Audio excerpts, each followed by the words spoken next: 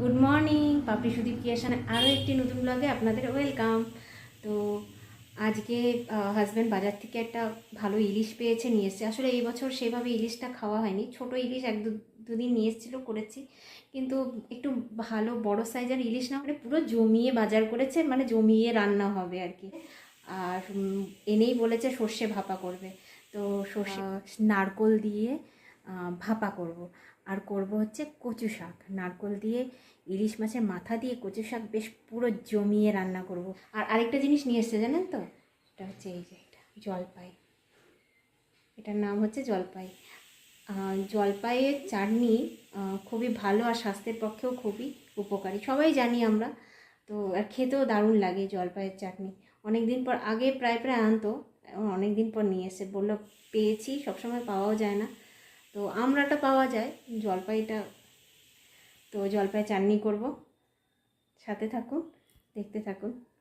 এই যে আমার মেয়ে আমাকে হেল্প করে দিচ্ছে, আজকে সব বাজার গুছিয়ে দিচ্ছে। আমার মেয়ে প্রথম ও বাজার গোছাচ্ছে, খুবই ইচ্ছে আমি একটা কাজ দাও হলো, ঠিক আছে যা বাজার গোছা, কোনো দিন করেনি।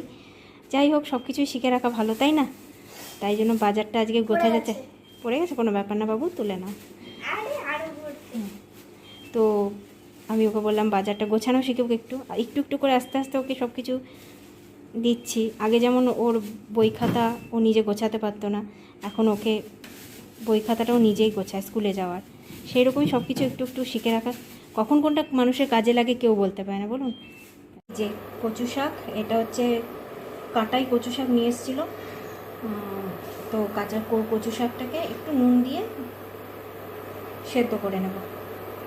ইলিশ মাছ মাথা খুব একটা বেশি করব না, অল্প করেই করে নিচ্ছি, আর বাদ বাকিটা ফ্রিজে তুলে রেখেছি। ইলিশ মাছগুলো মোটামুটি ভালোই সাইজ আছে, ভালোই হবে দেখে মনে হচ্ছে। এই যে আমি মিক্সিতে সর্ষে পেস্ট করে নিয়েছি, হলুদ সর্ষে আর কালো সর্ষে, আর এই যে নারকেল কুড়িয়ে নিয়েছি। এবারে মাছটাকে ম্যারিনেট করব। সর্ষের পেস্টটা ঢেলে দিয়েছি, নারকেল কোড়াটাও দিয়ে দিয়েছি, আর এবারে দেবো একটু হলুদ, সামান্য হলুদ। সর্ষে পেস্ট করার সময় নুন দিয়েছিলাম, তাই বেশি নুন দেব না, একটু সামান্য একটু নুন দেব। আর একটু দিয়ে দিচ্ছি। আরেকটা মোস্ট ইম্পর্টেন্ট জিনিস, সেটা হচ্ছে যেটা এটা স্বাদকে দ্বিগুণ বাড়িয়ে দেবে, সেটা হচ্ছে সর্ষের তেল। এবারে আস্তে আস্তে করে একটু মাখিয়ে নেব। আমি হাত দিয়েই মাখাচ্ছি, কারণ চামচ দিয়ে ভালো করে মাখানো যায় না।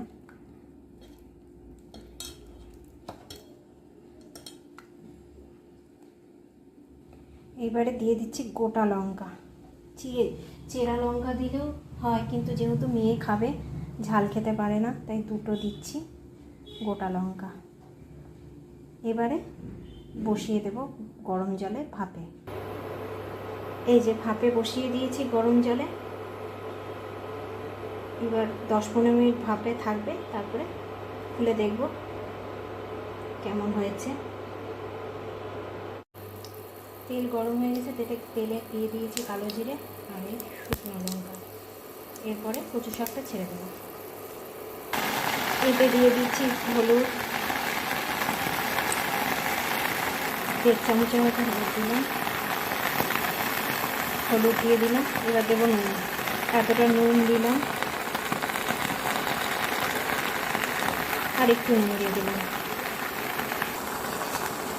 এবারে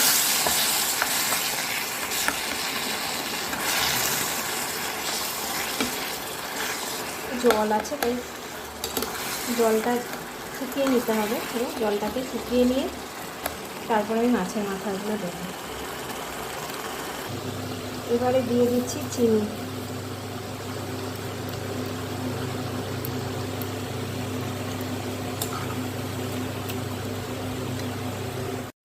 কচু শাক ইলিশ মাছের মাথা দিয়ে পুরো কমপ্লিট।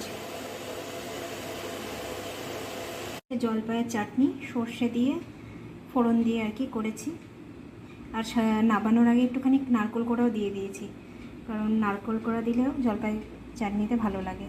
আজকে সবেতেই নারকেল কোড়া দিয়েছি। আর এই যে সর্ষে ভাপা, দেখে তো মনে হচ্ছে ভালোই হয়েছে। রান্নাবান্না করে দুপুরবেলা খাইয়ে দাইয়ে নিজেও খেয়ে আমরা চলে গেছিলাম প্রতিবাদ মিছিলে। আজকে ছিল প্রাক্তনীদের প্রতিবাদ। সেখানে বিভিন্ন জায়গার থেকে ডাক্তাররা, এনআরএস, আরজি কর সব জায়গার প্রাক্তন ডাক্তাররা এসে কিছু তাদের মূল্যবান বক্তৃতা দিয়েছিলেন। আর সেখানে আমরা গেছিলাম এবং থেকে তাদের মূল্যবান বক্তব্য শুনেছিলাম এবং সবার সাথে প্রতিবাদের স্বরের সাথে স্বর মিলিয়েছিলাম। আর এই প্রতিবাদের আগুন যা সকলের মনে জ্বলেছে তা তো আর একদিন দুদিনে নেভার নয়। এই আগুন জ্বলেই থাকবে আর এই প্রতিবাদ চলতেই থাকবে যতক্ষণ না পর্যন্ত তিলোত্তমা বিচার পাবে। সবার একটাই স্বর, জাস্টিস ফর আরজি কর।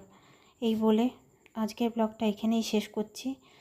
আর আমার ব্লগ ভালো লাগলে লাইক, শেয়ার, সাবস্ক্রাইব করে পাশে থাকবার অনুরোধ রইল।